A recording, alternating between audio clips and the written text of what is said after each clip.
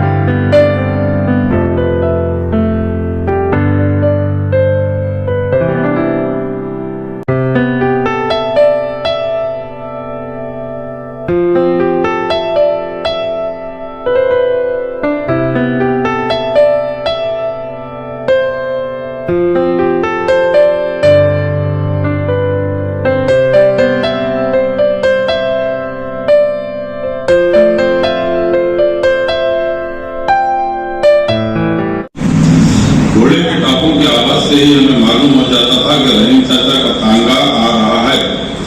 شام ہوتے ٹاپوں کی آواز سے ہمارے کان مانوس ہو گئے تھے۔ آواز بڑھتے بڑھتے پھر آہستہ کم ہو جاتی۔ ہم سمجھ لیتے کہ رحیم چاچا اپنے گھر پہنچ گئے ہیں، کیونکہ ان کا گھر ہمارے گھر سے بالکل قریب تھا اور ہمیں ان کے تمام حرکات اور سکنات نظر آتے تھے۔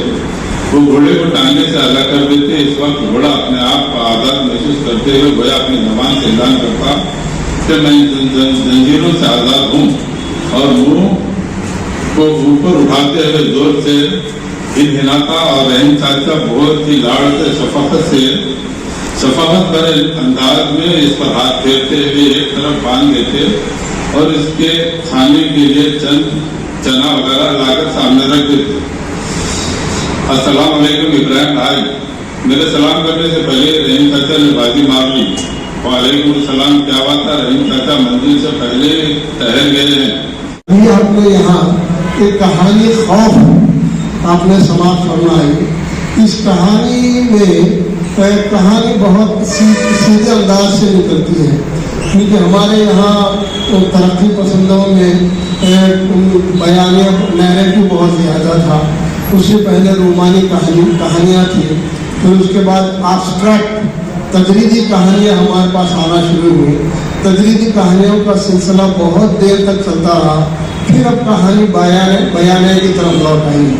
तो ये कहानी जो अभी आप समाप्त फरमा रहे थे, ये भी एक बयानिया डिस्क्रिप्टिव नैरेटिव कहानी है, जिसमें एक सिरे से बात शुरू की गई और एक सिरे पे बात खत्म हुई। शायद का अनुमान है, साला है तेरे लिए तू नहीं साले के लिए।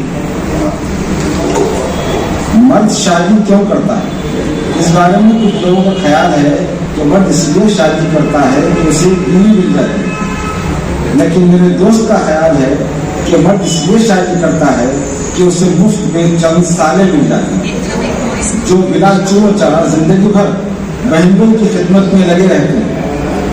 बहनों ने जब आवाज़ दी, साला रोबोट की तरह हाजिर हो जाता है, वो या साले ना हुए बिला उजरत के गुलाम हो गए।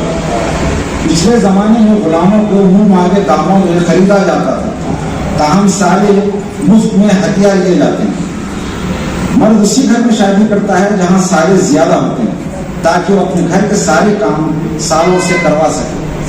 एक नजरी शुक्रिया में हमने अंजुमन तरफ़ नबी गुलबर्गा के फंक्शन हॉल पर जाने के लिए दुकान से बाहर कदम रवाना फरमाया था कि हमारे दानिश्वर दोस्त कारोबारी काली बिल्ली की तरह आड़े आकर बोले, रिजार आज किस इजलास में या जलसे में जाने का इरादा है? हर रोज किसी न किसी महफिल में शिरकत करते हो, इसके अलावा तुम्हें कुछ और काम भी तो नहीं है। दुमड़ी की अवधि नहीं, दुमड़ी ज्यादा। हमने कहा लम्मा, आज हम मुबस्सिर बनकर एक अदबी इजलास में शिरकत किए जा रहे हैं। अल्लामा ज़हबी मुस्कुराहट के साथ बोले, ये हुआ मुसुर की दर, अब मुबस्सिर भी बन गए। उर्दू नस्ल के एक सिंफ को तो महफूज रहने दो। तू हरीरी लहजे को ढाल कर, तू हरीरी लहजे को ढाल कर किसी शायरा से मखाल कर। तेरे रूबरू मेरी आरज़ू, तेरे रूबरू मेरी आरज़ू करे बात तो खुद को संभाल कर।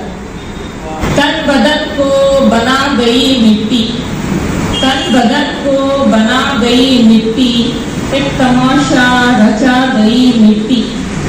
सब तमाशे फरेबी वो झूठे, सब तमाशे फरेबी वो झूठे, सरफराजों को खा गई मिट्टी। मुझे जानकर बेहद मसरत हुई कि मोहतरमा अस्मा आलम में अपनी वालिदा मोहतरमा के फ़न की तमाम खूबियाँ मौजूद हैं। ये खूबियाँ बहरी भी हैं और तस्वीर भी। ज़ाहिर शेर गोई की सिफत उनको वालिदा की जानब से आई होगी। मोहतरमा अस्मा आलम एक बासलाहियत वालिदा की गोद में पली हुई हैं और उनके कलाम की कुदरत, ताज़गी और शेरियात सब कुछ इस दावे के हक़ में डाल है। हमारी शायरी शायरा से खाली नहीं है। अदा जाफरी, परवीन शाकिर, सुबह आलम और शाइस्ता यूसुफ जैसी शायरात ने जिस तरह जज्बात की शिद्दत को उभारा और उसमें अपने फन की महारत का सबूत दिया है, उसने उन्हीं शायरात उन्हें उर्दू शायरात की फहरिस्त में नुमाया मुकाम पर ला खड़ा किया है। इसी काफिले में मुझे कहीं दूर अस्मा आलम की खड़ी गुजरा रही हैं। पिछला कोई 15-16 साल से हिंदुस्तान से बाहर नहीं हूँ। एक मेरा कदम होता है कनाडा में होता है, एक कदम अमेरिका में होता है, लेकिन दिल दिमाग जो है मेरा वतन वो अफ्रीका में है। बहुत लगाव है यहाँ से। और अंजुमन में भी میں نے کچھ بات کی ہیں اور میرے ساتھ بہت سارے لوگوں نے کام کیا ہے اور میں ان کا بہت مشکور ہوں. ابراہیم عاطف صاحب کا افسانہ خوف ایک بہت ہی سادہ بیانیہ ہے جس میں خوف کو ایک توہم کے روپ میں پیش کرنے کی کوشش کی گئی ہے. دراصل یہ خوف جو ہے ہمارے توہم کا اشارہ ہے کہ رحیم چاچا جب بھی متکلم کے گھر پر پہنچتے ہیں تو کوئی نہ کوئی بری خبر لے کر آتے ہیں. تو یہ ایک ہمارا توہم ہے. ایسا ضروری نہیں ہے کہ ہر بار ایسا ہی ہو. تو میں اسے خوف کے بجائے توہم سے وہم سے تعبیر کرتا ہوں اس کو. ابراہیم صاحب اسی طرح لکھتے رہیں گے اور ویسے تو بہت زمانے سے لکھ رہے ہیں. اگر اس طرح مزید سنجیدہ اور توجہ ان کی ہو تو بہت اچھا لگے گا جو بغیر کو مل سکتے ہیں. میں انہیں سمجھانے کے لیے مبارکباد دیتا ہوں. امجد جاوید صاحب نے بہت ہی تفصیل سے اس افسانے پر روشنی ڈالی. اس کے مواعظ محاسن پر بھی اچھی گرفت کی انہوں نے. اور ایک بات کی طرف انہوں نے جو اشارہ کیا کہ بچوں کے ڈریس کا کلر بلیک ہی کیوں بتایا گیا. اگر وہاں مسئلہ یہ ہے کہ تینوں بچوں کا لباس ایک ہی رنگ کا بتانا مقصود ہے تو کلر کو بھی بتایا جا سکتا تھا. انہوں نے بہت اچھی بات کی طرف اشارہ کیا کہ بلیک کلر کو کیوں منتخب کیا گیا. مشتاق احمد سہروردی صاحب کا انشائیہ بہت ہی دلچسپ اور ایک نئے موضوع کو محیط تھا. میں انہیں اس موضوع کے انتخاب کے لیے مبارکباد دیتا ہوں اور اس انشائیہ کو انہوں نے بہت ہی خوبصورت انداز میں ڈیل کیا. وہ بظاہر بڑے سنجیدہ نظر آتے ہیں اور ہے مزاجی گار. حضور صاحب نے مشتاق احمد یوسفی اور مشتاق احمد سہروردی کا موازنہ کرتے ہوئے اشارتاً ان کے دونوں کے خط کے حوالے سے بہت اچھی باتیں کہیں. میں اس سلیقے کے لیے انہیں مبارکباد دیتا ہوں. اسماء عالم صاحبہ نے اپنی غزلیں سنائی اور جو غزلیں اطہر میر صاحب کو دی گئی تھی اس سے ہٹ کر بھی انہوں نے کچھ کلام سنایا.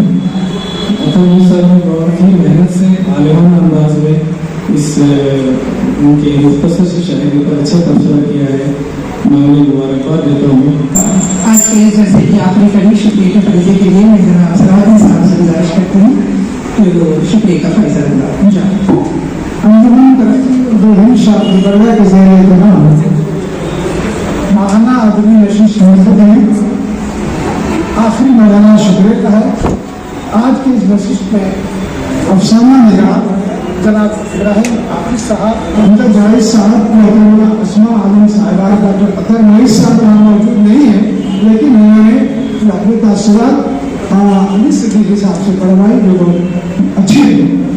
ڈاکٹر مشتاق احمد صاحب, منظور خان صاحب اور ناصر بریلی صاحب کا بھی میں شکریہ ادا کرتا ہوں. اس اجلاس کے صدر جناب ڈاکٹر اکرم خان صاحب کا بھی شکریہ ادا کرتا ہوں اور محترمہ انجمن جناب انیس صدیقی صاحب کا بھی شکریہ ادا کرتا ہوں.